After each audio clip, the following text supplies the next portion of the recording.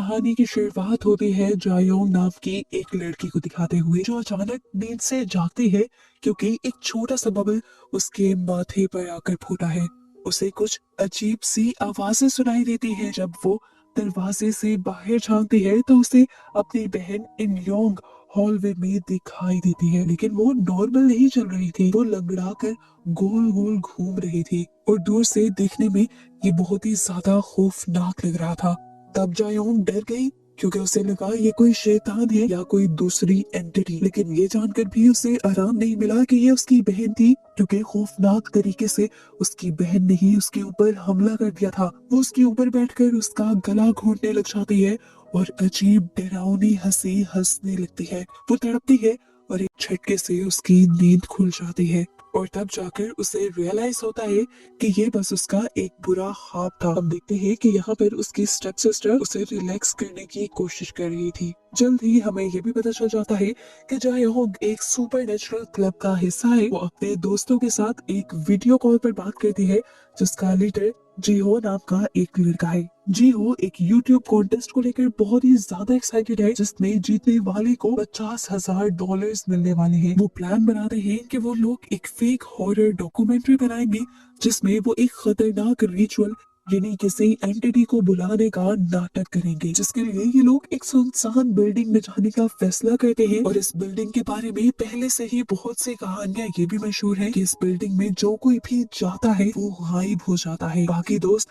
थोड़े डाउट में थे कि उन्हें ये करना भी चाहिए या नहीं, लेकिन पैसे के चक्कर में सभी मान जाते हैं। जायोंग अपनी स्टेप सिस्टर को भी इनवाइट करती है। वो थोड़ी देर पोक है, लेकिन फिर भी जायोंग की वजह से मान जाती है और इस तरह इनके ग्रुप के लोग पूरे हो जाते हैं। वो लोग लोकेशन पर पहुंच जाते हैं, जो एक पुरानी बिल्डिंग की बेसमेंट है और बहुत ही डरावनी है ये जगह। कमरे के बिल्कुल दरमियान में काले और गंदे पानी का एक बहुत बड़ा सा टैंक रखा हुआ है। जीहो इस गंदे टैंक की हिस्ट्री बताता है कि पुराने जमाने में यहाँ पर पानी प्रोसेस किया जाता था और माना जाता है कि यहाँ पर बहुत से सोल्स कैद हैं जो इस सर्वर में खींची चली गई थी।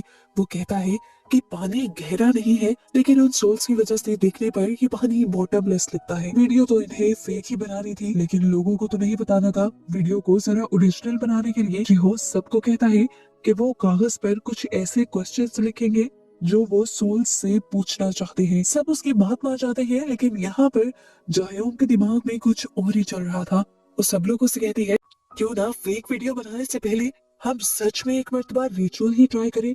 देखो सच सच ही होता है। अगर सच में हमारे कैमरास में कुछ कैप्चर हो गया तो कॉन्टेस्ट हर हाल में हम ही जीत जाएंगे। अगर रिचुअल नाकाम हो गया तो भी कोई मसला नहीं है।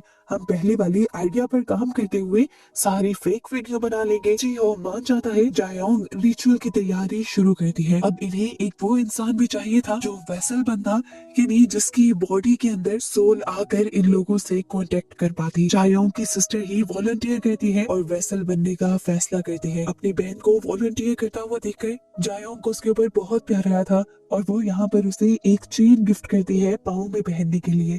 सियोवो यानी उसकी बहन खुश होकर उसे गले लगा लेती है, क्योंकि जायोंग ने पहली मर्तबा उसे कोई गिफ्ट दिया था। अब रिचुअल शुरू होता है। ये लोग यहाँ पर एक बहुत बड़ा सा स्टार बनाकर स्टार के एक एक कॉर्नर में बैठ जाते हैं और सियोवो दरमियान में उस काले पानी के अंदर जाकर खड़ी हो जाती है। उसके चेहरे को जायोंग एक पेपर बैग से अच्छी तरह ढक देती है, जिसके बाद ये सब लोग इसी गंदे टैंक में से एक एक बॉल पानी लेते हैं और अपने पास रख लेते हैं।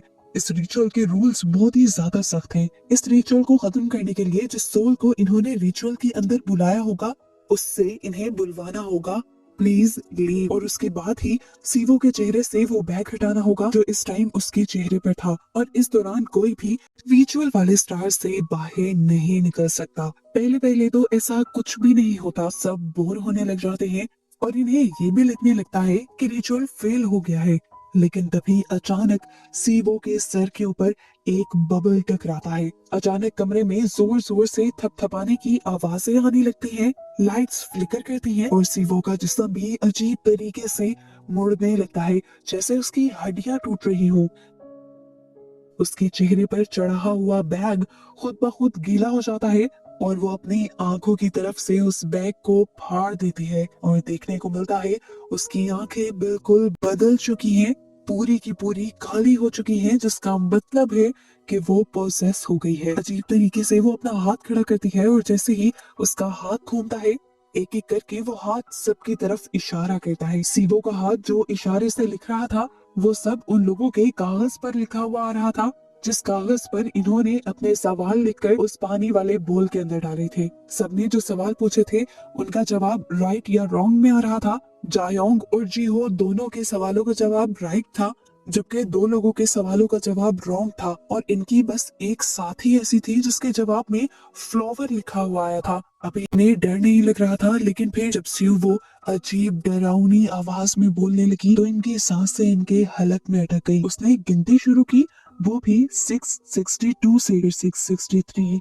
664 और जैसे ही वो 666 पर पहुंची, उसने अपनी डरावनी आवाज में चिल्लाते हुए जायोंग के ऊपर हमला कर दिया। लेकिन वो उस टैंक से बाहर नहीं निकल पा रही थी, ऐसे जैसे सीवो के पांव को किसी ने उस टैंक के अंदर पकड़ रखा हो। तभी एकदम से यहाँ पर लाइट चली जाती है और अंधेरा छा जाता है। जब जीहो अपने कैमरा का नाइट विजन ऑन करता है तो वो देखता है कि सीवो पानी में लंगड़ा कर चल रही है, बिल्कुल वैसे ही जैसे जायोंग के ख्वाब में उसकी बहन चल रही थी। ये सब लोग उसकी ये हालत देखकर डर जाते हैं और सीवो को बचाने के लिए भागते हैं और उसे उस पानी वाले टैंक से खींचकर बाहर निकाल देते हैं। वो इस टाइम बेहोश हो जाती है और हम देखते हैं कि उसके पाँव पर एक बहुत ही अजीब सा निशान बन गया था, जैसे कोई टैटू। इसे देखकर सब पैनिक करने लगे थे। ये तो वो समझ गए थे कि उनके साथ ये रिचुअल सच में हो चुका है। जीहो तो डरने के बजाय एक्साइटेड हो चुका था। वो फौरन ये वीडियोस अपलोड करना चाहता था, क्योंकि इससे पहले इस तरह का कुछ कैप्चर हुआ ही नहीं था। लेकिन यहाँ उसके बाकी सब दोस्त उसे डांटने लगते हैं और कहते हैं, अभी तुम्हारी बेचारी दोस्त खतरे में है और तुम्हें वीडियो अपलोड करने की सोच रही है, जल्दी से पहले पुलिस को मदद के लिए बुलाओ। लेकिन जैसे ही वो मदद के लिए कॉल करने लगता है तो एकदम से सिग्नल्स चले जाते हैं। इस चीज से ये लोग और भी ज्यादा डर जाते हैं और यहाँ से भागने की कोशिश करते हैं, लेकिन दरवाजा लॉक हो चुका है। कि लोग बेसबॉल बैट से और कई तरीकों से दरवाजा तोड़ने की कोशिश करते हैं, पर दरवाजा हिलता भी नहीं। डर और भी ज्यादा बढ़ जाता है जब यहाँ पर एक और लड़की के अंदर एक और एंटिटी आ जाती है। वो पूरी तरह पोसेस हो जाते हैं और इन्हें तब पता चलता है जब उसकी बॉडी अजीब तरह मुड़ती है और वो एक दरवाजे पे जाकर जोर जोर से अपना सर मारने लगती है, यहाँ तक कि उसका बहुत ज्यादा खून बह जाता है। जिसके बाद वो बेसबॉल बैट उठाती है और सब लोगों से कहती है कि मुझे मार डालो। लेकिन जब ये लोग उसकी एक बात नहीं सुनते तो वो जाकर सुवो को ही मारने लग जाते हैं, जिसको इन लोगों ने वेसल बनाया हुआ था। सीवो को बचाने के लिए सब लोग उसे रोकने लग जाते हैं और आखिर सिचुएशन कंट्रोल करने के लिए जीहो डर के मारे बेसबॉल बैट उठाकर उसके सर पर मार ही देता है। आखिर वो लड़की मर जाती है और सारे शौक से जीहो को देखते रहते हैं। जीहो कहता है, मैंने सब जानबूझकर नहीं किया। पर यहाँ जीहो के साथी को पता चल जाता है कि वो झूठ बोल रहा था, क्योंकि उसने मरी हुई लड़की की चिट पर से सवाल पढ़ लिया था जो उसे सोल से पूछना था। सवाल ये था कि क्या मैं जीहो से बच पाऊंगी या नहीं। सोल ने ना का जवाब दिया था। अब इस सवाल के पीछे का राज हमें पता चलता है कि असल में उस लड़की का अपने टीचर के साथ अफेयर था। और जब जीहो को ये बात पता चली तो जीहो ने उन दोनों की वीडियो बना ली और वो ज्यादातर उसी लड़की को ब्लैकमेल करने लगा। और आखिर जब वो लड़की उसकी ब्लैकमेलिंग से तंग आ गई तो उसने उल्टा जीहो को ही ब्लैकमेल करना शुरू कर दिया और कहा कि तुम्हारी वो वीडियो जो तुमने हमारी बनाई है वो भी मेरे पास है और सारी चैट भी मेरे पास है। अब मैं पुलिस में जाकर तुम्हारी कंप्लेन कर दूंगी। पुलिस मेरी वीडियो भी डिलीट कर देगी, सच सामने भी नहीं आने देगी और तुम फंस जाओगे। इसीलिए उस दिन के बाद से जीहो उस लड़की के पीछे पड़ गया था। सीन्स दोबारा प्रेजेंट में आते हैं जहाँ जीहो सभी लोगों को ये यकीन दिलवाने की कोशिश कर रहा है कि मैं इनोसेंट हूँ। तभी अचानक यहाँ की लाइट्स फट जाती हैं और अंधेरे में जीहो गायब हो जाता है। जब लाइट्स वापस आई तो जीहो एक चाकू लेकर बैठा हुआ था, बिल्कुल पागलों की तरह। अचानक ही वो अपने साथी के ऊपर हमला कर देता है, जिस हमले से तो ये लोग उस साथी को बचा लेते हैं, जिसके बाद सब मिलकर जीहो को रस्सी से बांध देते हैं। इन्होंने तो यहाँ पर एक रेसल बनाया था, लेकिन यहाँ हर कोई प्रोसेस क्यों होता जा रहा था। जायों को ये सब जब गलत लगता है तो वो दोबारा रिचुअल वाली बुक को पढ़ने लगती है और उसे रियलाइज होता है कि उन्होंने ये रिचुअल सही से खत्म नहीं किया। उन्होंने एक बहुत बड़ी गड़बड़ी कर दी थी, इस रिचुअल के रूल्स तोड़ दिए थे और सोल से ये नहीं बुलवाया था प्लीज लीव। वो डिसाइड करते हैं कि जान बचाने के लिए उन्हें रिचुअल फिर से करना होगा। पर अब मसला ये था कि जायोंग की बहन मर चुकी थी उस लड़की के हमले की वजह से। ये लोग अब उसकी लाश को ही अंदर खड़ा कर देते हैं और एकदम से वो जिंदा भी हो जाते हैं और जिंदा होते ही वो उस लड़की की लाश की तरफ इशारा करती है जिसने उसे मारा था और फिर बाकियों की तरफ इशारा करती है। ऐसा लगता है कि सब ठीक होने लगा है क्योंकि पहले की तरह रिचुअल चल रहा था। जिस तरह पहले सोवो ने सबके ऊपर इशारा किया था अभी भी सब वैसा ही चल रहा था। एक एक करके सब लोग अब रूल्स के मुताबिक इस सर्कल से बाहर निकल रहे थे और अचानक यहाँ पर सबके फोन्स बजने लगते हैं, जिसका मतलब था कि सिग्नल्स वापस आ गए हैं और वो लोग पुलिस को कॉल कर सकते हैं। ये लोग तो पुलिस को कॉल करने लग जाते हैं, लेकिन वो लड़का जो अभी अभी जीहो के हमले से बचा था वो जायोंग को मैसेज करके अपने दिल की बात कहता है। जायोंग और उन दोनों को लग रहा था कि उनका अच्छा वक्त शुरू होने वाला है और वो नहीं जानते थे कि यही उनका सबसे बुरा वक्त होगा। उनके यहाँ पर जलाई हुई सारी कैंडल्स और लाइट्स दोबारा से बुझ जाती हैं।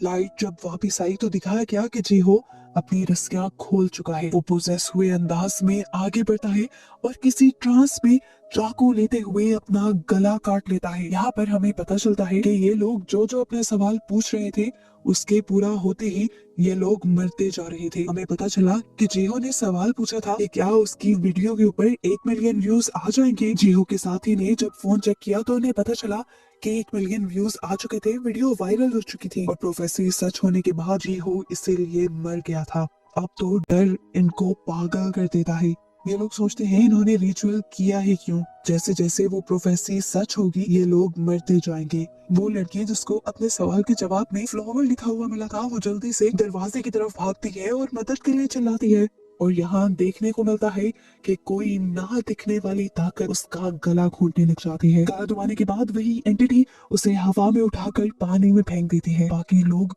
उसे बचाने की कोशिश करते हैं लेकिन एंटिटी ने अभी भी उसके सर को पानी में डुबा कर रखा हुआ था।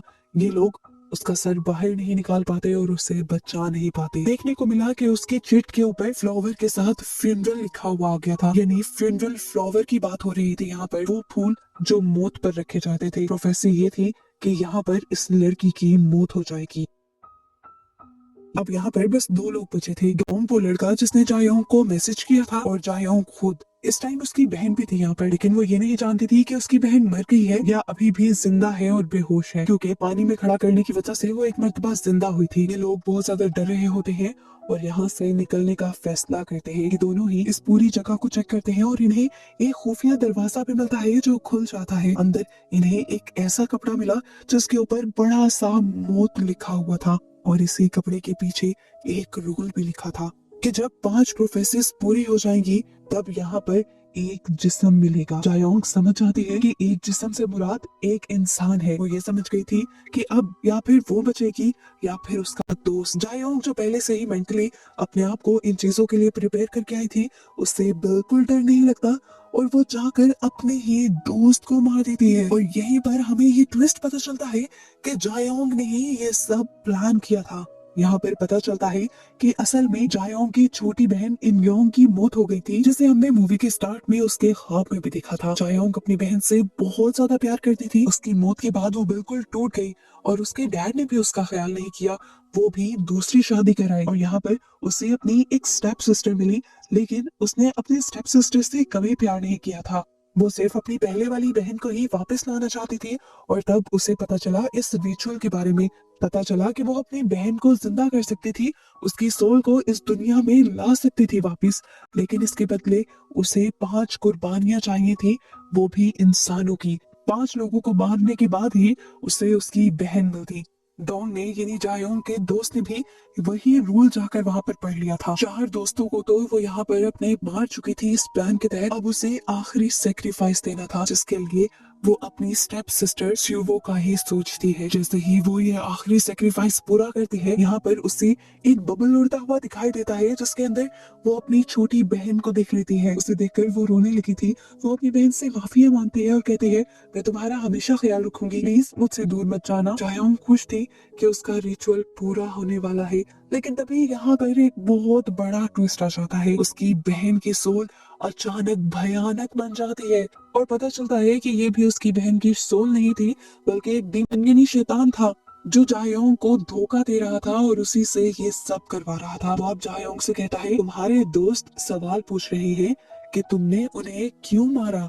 जायोंग कंफ्यूज होकर उसे देखने लग जाता है और शैतान जोर जोर से हंसने लग जाता है और कहता है, मुझे हेल से निकालने के लिए शुक्रिया। वो सारा रिचुअल बस मुझे हेल से निकालने के लिए था। मैं आज तक इसी इंतजार में था कि कोई मेरी जाल में फंसे और उस रिचुअल को पूरा करे। ये कहते ही वो जायोंग का गला पकड़ लेता है और जायोंग को एहसास हो जाता है कि उसके साथ बहुत बड़ा धोखा हुआ है और उसने भी अपने लोगों के साथ बहुत ज्यादा बुरा कर दिया है।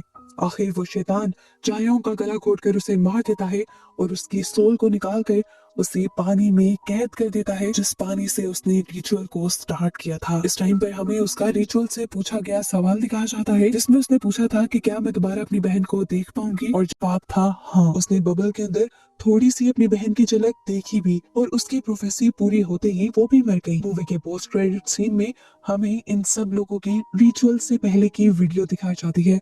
सभी लोग बहुत ज्यादा खुश थे, सभी लोग अपने अपने ख्वाब बता रहे थे। जैसे जिहो स्टार बनना चाहता था, जोयोंग जिंदगी में बहुत ज्यादा खुश रहना चाहती थी और सुवो ने अपनी ही बहन के लिए विश की थी कि मैं अपनी बहन को हमेशा खुश रखना चाहती हूँ। सभी लोग खुश थे और एक्साइटेड थे, लेकिन इस एक गलत कदम ने सबकी जान ले ली, उन सबको मार दिया और ऐसे ही इस बुरे एंड के साथ ही मूवी यहाँ खत्म हो जाती है।